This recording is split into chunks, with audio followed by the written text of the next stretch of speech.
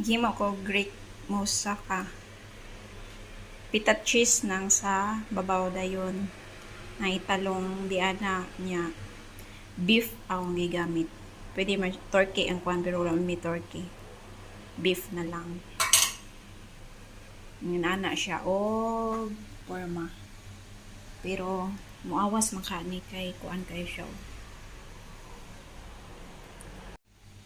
Puno siya kayo. Kay dapat di atura na ako siya ibutang. Dili nga ibutang na ako sa oven. Kaso ang oven mag-shutdown kung iyon.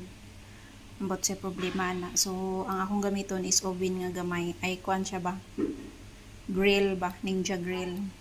Nya mo nang gibalhin ako siya diri sa kuan sa bildo nga butangan na namo. It looks like ano siya. Kana siya. Pero na ko'y recipe nga gisundok kana. Mga recipe dayon mo na siya itsura. Nya mo na ang ato ang nahimo.